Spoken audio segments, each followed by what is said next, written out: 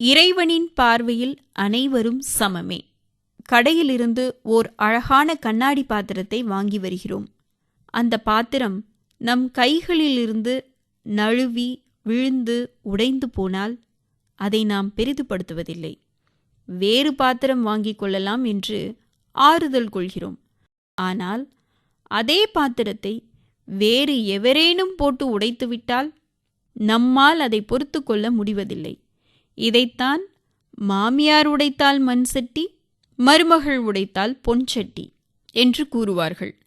ஒரு குடும்பத்தை எடுத்துக்கொண்டால் ஒவ்வொரு அங்கத்தினரிடமும் ஏதேனும் ஒரு குறை இருக்கத்தான் செய்கிறது. இருப்பினும் இரத்த சம்பந்தம் என்பதால் அனைவரும் சேர்ந்து வாழ்ந்தாலும் குறைகளை நாம் பெரிதுபடுத்துவதில்லை. சந்தோஷமாக சகித்து கொள்கிறோம். அதே குறைகள் வெளியில் உள்ளவர்களிடம் இருந்தால் நாம் சகித்து கொள்கிறோமா? இது மிகவும் சிந்திக்கத்தக்க ஒரு விஷயம். ஒன்றே குலம் ஒருவனே தேவன் என்பார்கள்.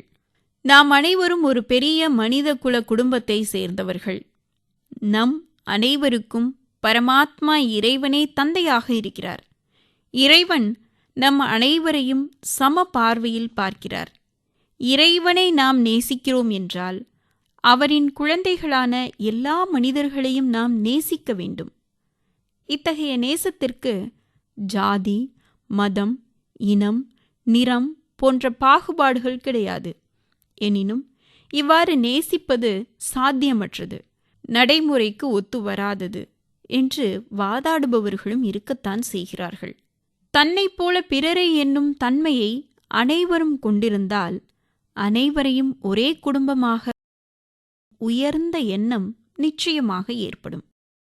நாம் அனைவரும் ஒரே குடும்பமாக ஒற்றுமையாக செயல்பட்டால் அற்புதமான காரியங்களை சாதிக்க முடியும்.